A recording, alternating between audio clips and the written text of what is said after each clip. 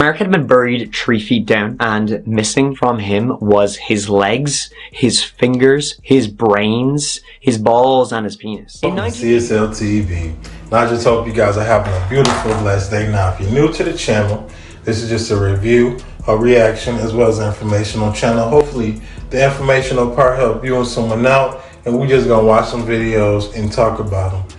And if you've been rocking with your boy, I just gotta say I appreciate you so much.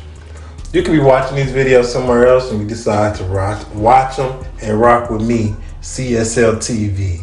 You know, I got a little tongue twisted a little bit, but you know, it's all good. And I just hope that y'all is out there remaining to be positive, regardless of what you're going through. And y'all already know. Let's get it.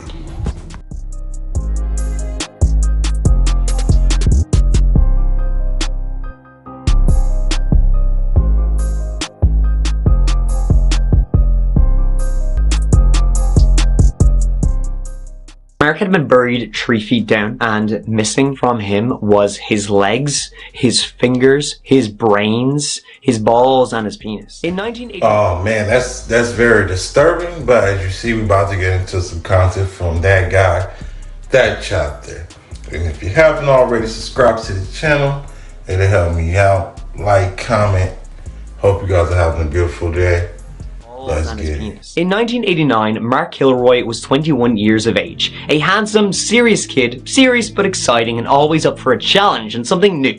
New experiences. And now it's spring break at the University of Texas. It was time to hit the road for Padre. It's a barrier island, and wouldn't you just love it? Because it is filled with bars and resorts and good times. Chock full of them. And so Mark and his friends, they drove all night and arrived at the Sheraton Hotel at 10 a.m. Partying began and they went at it hard. Then they found out that in their hotel, the room directly across from theirs, a bunch of college chicks in there. They partied with them, then they went to a Miss Tanline contest.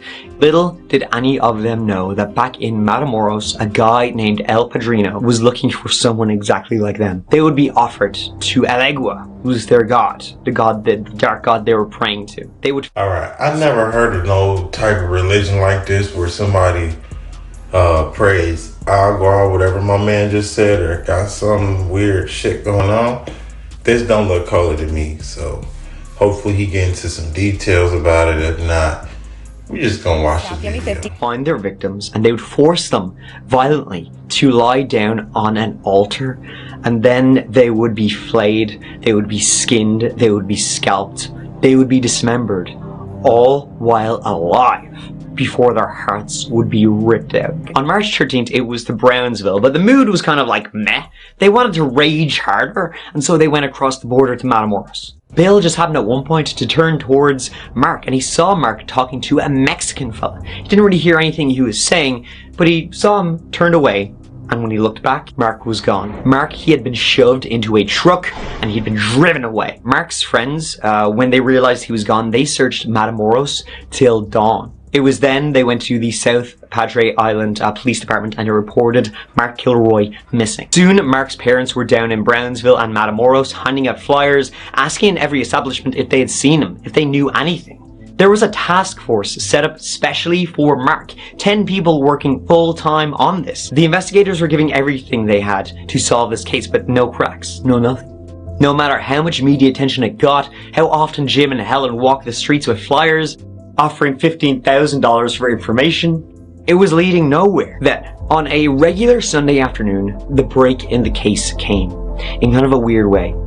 On April 9th, a man named Serafin Hernandez, nephew of the local crime lord Elio Hernandez, ran a roadblock in Matamoros. Serafin Hernandez and his uncle Elio were big into the drugs business, they were big into the cartels, and they simply, of course, did not give a single about any police roadblock. Just like vroom, fucking dust in the air. But instead of the police chasing him down, you know, sirens blazing, lights going off, they were like, you know, no. Let's see where he goes. He led them to a ranch, Santa Elena, just outside the city of Matamoros. It was there that they organized armed guard soldiers and they stormed the place. Arrested was Serafin Hernandez, his uncle Elio, couple of other gangsters, and a Domingo Bustamante, who was the caretaker of the ranch. A lot of drugs were found on the ranch. When the caretaker, Domingo, he was shown a picture of Mark Kilroy, asking if he recognized him. Domingo said yes. He said, Mark Kilroy was here. Mingo said he'd given Mark something to eat. Then Mark was taken into a shack on the ranch. He was never seen again.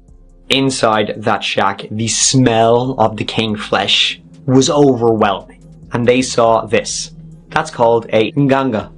Inside was skulls, bones, various pieces of flesh, brains, and some other items. The floor was covered with blood. Candles What the fuck? They got human soup. That's what they do, kill people, kidnap people, and have human soup.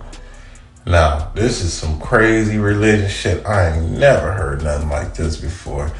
And that's crazy to know that there was people out here doing this type of stuff. And it probably still is people out here doing this type of stuff. Candles still lit.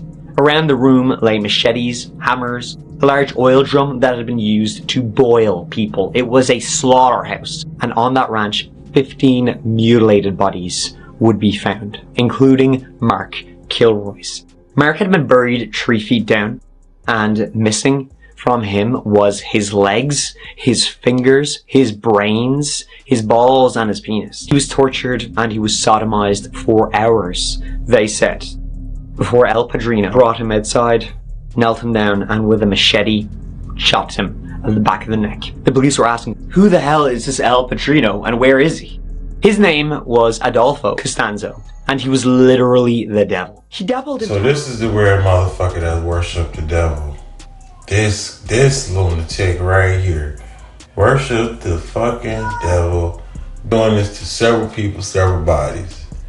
Now I hope they caught this guy, because this shit is so messed up. He dabbled in tarot readings, and he did a lot more than that. You would lie down on a bloody altar next to a goat. There would be some weird sexual energy, and your body would be covered with like herbs and oils and that sort of thing. And then animals, both dead and alive, would be passed over you. Blood would be cut. They'd be cut, sacrificed, blood drip all over you, and they'd try and put the evil that would be cast in you into an egg. All the while Adolfo was there. He was in robes, muttering strange chants from distant lands. But over time, these rituals would involve less and less animal blood and more human blood. People would be sacrificed instead of goats, and Adolfo's followers would grow and grow, believing he was giving them power. May of 1989, a gunfight began between the cultists and the police, and Adolfo was screaming chants and rituals the entire time. He put his money on the stovetop, setting fire to his own money, saying they were not going to get it. He then walked over to one of his henchmen, El Dubi, and he told El Dubi to shoot him and to kill him. And he said, if you don't do it,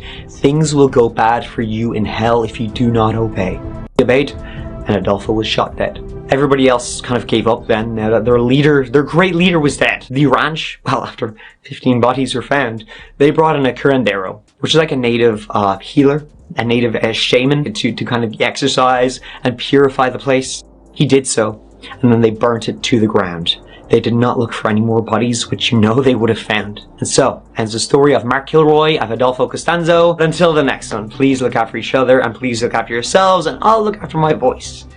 But as always, I love you. Like my man said, you look out for yourself, you look out for each other, because we in all this shit together. We got devil worshiper people trying to take our body, thinking it's giving them powers and all this weird craziness. Then we got, you know what I'm saying, they up here making human soups with animal blood and shit. I ain't never heard no crazy religion like this, like, whatever he called. I don't even know what to say, because that is something crazy. Imagine your body get abducted and you go to some shit like this. You're gonna be like, what the fuck? We got people out here like that?